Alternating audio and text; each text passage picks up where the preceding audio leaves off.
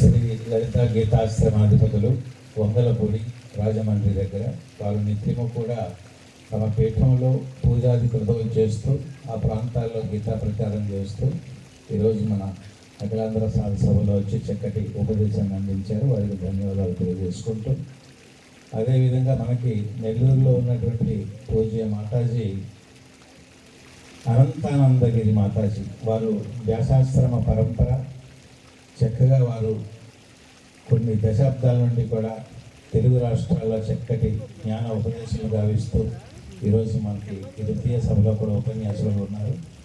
వారు ప్రసంగించవలసిందిగా కోరుతున్నాం. ఆ తర్వాత మన చిన్న స్వామివారు మాట్లాడతారు. హరి ఓం సార్.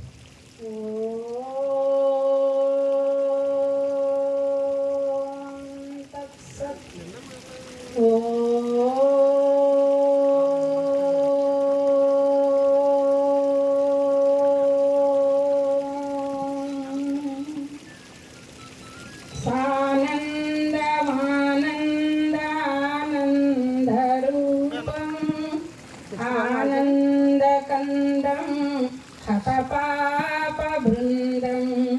వారాణసీనాదమనాదనాదం శ్రీ విశ్వనాథం శరణం ప్రపద్యే. యుక్తాహార విహారాయ వివిక్తస్థలవాసినే మలయాళయతీంద్రాయ బ్రహ్మనిష్ఠాయ తే నమః. ఓంకారతత్వమారూఢం సచ్చిదానంద విగ్రహం నమామి సద్గురుం దేవం విద్యానందయతీశ్వరం.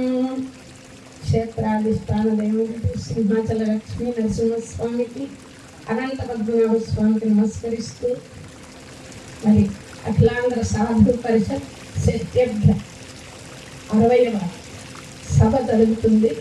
మరి ఈ షష్ఠ్యబ్ద సభకి అధ్యక్షత వహిస్తున్నటువంటి మా పరమాత్మానందగిరి స్వామివారికి, అలాగే ఈ 60 సభలకి అధ్యక్షతగా ఉన్నటువంటి మహనీయులకి నమస్కరిస్తూ, రజతోత్సవాలు స్వర్ణోత్సవాలు అన్ని జరుపుకొని షష్ఠి పూర్తి చేసుకున్నటువంటి మహాసభ మరి మా పరమాత్మానంద స్వామి జన్మస్థలంలో జరుగుతుందంటే అది వారి యొక్క సత్సంకల్పం అన్నమాట.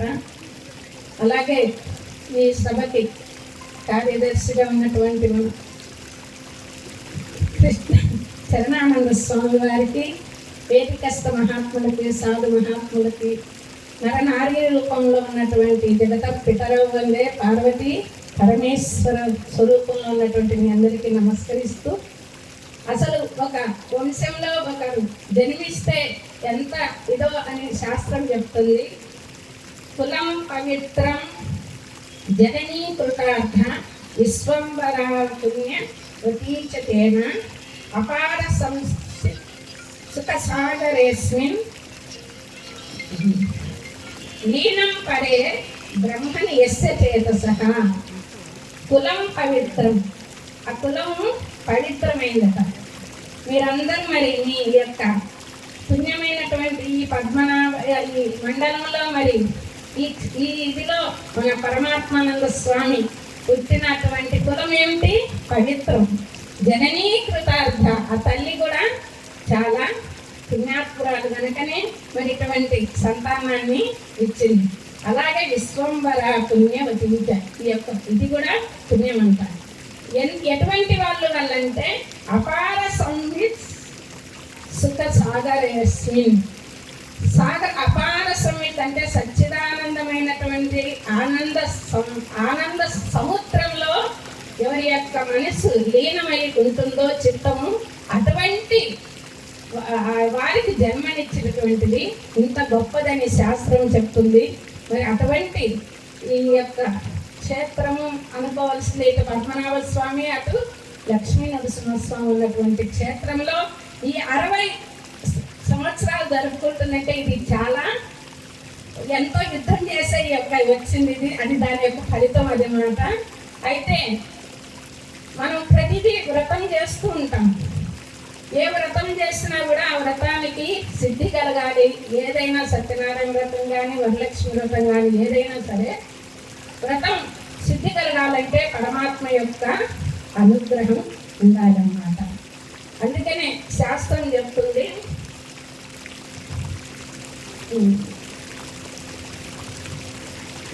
మౌన వ్రతం కూడా వ్రతంలో ఒకటి అన్నమాట. సత్యనారాయణ వ్రతం ఇవన్నీ వ్రతాలు ఒకటైతే మౌన వ్రతం ఒకటి, బ్రహ్మచర్య వ్రతం ఒకటి, సత్యవ్రతం ఒకటి, అలాగే అహింస పరమోధర్మ, ఇది కూడా వ్రతాలే అన్నమాట.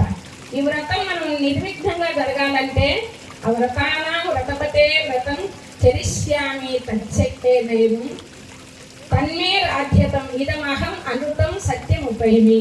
వ్రతపతే వ్రతాలకన్నింటికి అధిపతైనటువంటి పరమేశ్వర, ఇది తచ్చకేనే నిర్విఘ్నంగా ఆ యొక్క సిద్ధి తన్మే రాధ్యతం నిర్విఘ్నంగా సిద్ధింపలాగా, అలాగే ఇదమహం అనృతాత్ ఈ యొక్క అసత్యం నుండి ఈ యొక్క ప్రపంచం సత్యము పోయింది, సత్యాన్ని పొందాలి అన్నటువంటిది కూడా. అలాగే ఈ వ్రతం మనం నిర్విఘ్నంగా జరగాలంటే మరి పతంజలి మహర్షి కూడా చెప్పారు, సత్య ప్రతిష్టాయాం, అలాగే అహింసా ప్రతిష్టాయాం. ఇలాంటివన్నీ కూడా ఎందుకు అంటే అహింస చేయాలంటే హింస చాలా కష్టమైందన్నమాట. ఆ హింస మరి ఇందాక స్వామివారు కూడా చెప్పారు, ఎక్కడ అహింస ఉంటుందో అక్కడ క్రూరమైన జంతువులు కూడా మిత్రత్వంతో ఉంటాయన్నమాట. అలాగే బ్రహ్మచర్య వ్రతం కూడా ఒక వ్రతం అన్నమాట. అలాగే సత్యం, మరి సత్యం పాటించాలంటే చాలా కష్టం అన్నమాట. ఆ సత్యం బ్రూయాత్ ప్రియం బ్రూయాత్ నబ్రూయాత్ సత్యమత్ ప్రియం ప్రియంచ నామృతం బ్రూయాత్ ఏష ధర్మ సనాతన. ఇది సత్యమైనది, సత్యం చెప్పాలి, ప్రియమైనటువంటి సత్యాన్నే చెప్పాలి, అసత్యాన్ని చెప్పకూడదు. ఒకవేళ సత్యం చెప్పినానని ఎదుటి వాళ్ళకి హాని కలిగించేది చెప్పకూడదని మన యొక్క ధర్మం చెప్తుందన్నమాట. అందుకనే మన మౌనం అంటే మాట్లాడేటప్పుడు కూడా మితంగా మాట్లాడాలి. అతిగా మాట్లాడితే అతిగా మాట్లాడేటప్పుడు అసత్య దోషాలు కూడా వస్తాయన్నమాట. సత్యాయ మిత భాషణం. మన రఘువంశ మహారాజులు రామహంసూరి వంశీజులు మితంగా మాట్లాడేవారట. కనుక ఇటువంటి వ్రతాలన్నీ కూడా మనం కలిగి ఉండాలి.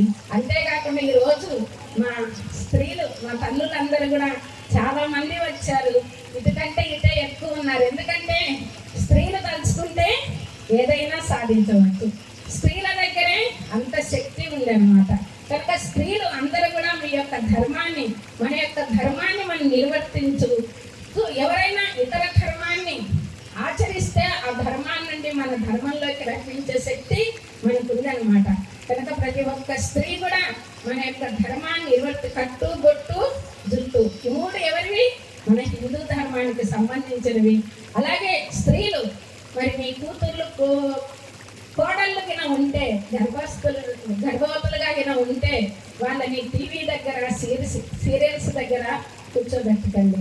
ఎందుకంటే కూర్చోబెట్టండి. ఎటువంటి సీరియల్స్ అంటే రామాయణం, భాగవతం, గుడిమాడ, స్వామి చెప్పారు చూడు రామచైతన్య స్వామి, అలాంటి మంచి ఉంటాయి. టీవీలలో కూడా మహాత్ములు చాగంటి టీవీలో మహనీయుల యొక్క ఉపన్యాసాలు కూడా వస్తూ ఉంటాయి.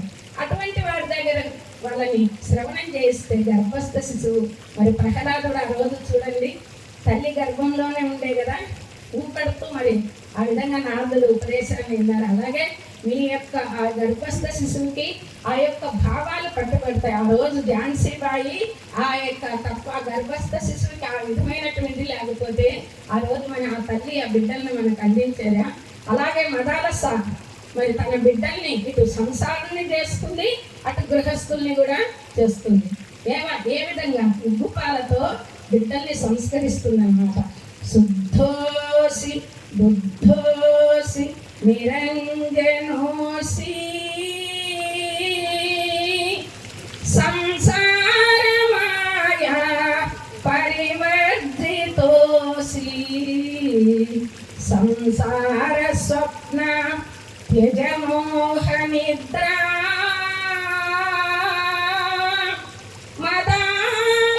మదాలసావాక్య ఉవాచ పుత్రం జో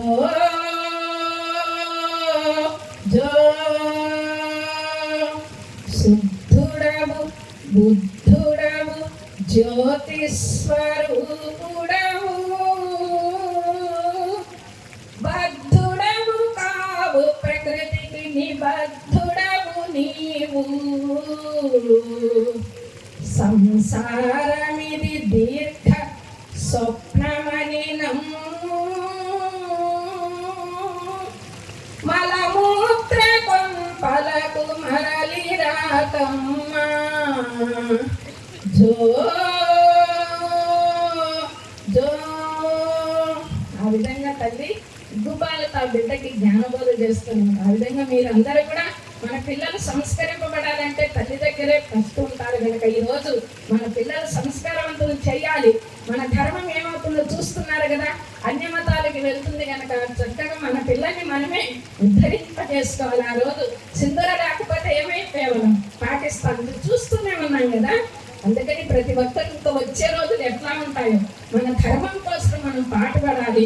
అలాగే కృష్ణ పరమాత్మ మన యొక్క మనసుని ఆయన మీద పెట్టమని చెప్తారు.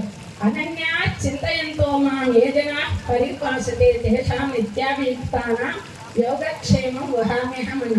ఏ చింత లేకుండా ఎవరైతే నన్ను స్మరిస్తారో వాళ్ళ యొక్క యోగం అంటే ఇస్తాడు, క్షేమం అంటే ఇచ్చిన దాన్ని రక్షిస్తాడు అన్నమాట. అయితే మన యొక్క మనస్సు కూడా భగవంతునికి చిత్తం ఏకాగ్రం చేసుకోవాలి. అందుకనే మరి అర్జునుడికి కూడా చంచనమి మన కృష్ణ సమాధి బలవద్రుడం తస్యాహం నిగ్రహం అనే వాయోరివ సుదుష్కరం. వాయువు కంటే వేగంగా నా మనస్సు పోతుంది, చంచలంగా ఉందంటే కృష్ణ పరమాత్మ చెప్తాడు అభ్యాస వైరాగ్యేనతు. అలాగే పతంజలి కూడా అభ్యాస వైరాగ్యాభ్యా తన్నిరోధ. అభ్యాసం వల్ల వైరాగ్యం వల్ల మన మనస్సుని నిగ్రహించుకోవాలి. అలాగే మన మనస్సుని లాదనతో కూడా మన యొక్క మనస్సుకి ఇది చేయాలన్నమాట. మరి మరి వినవే మనసా పరి పరి విధముల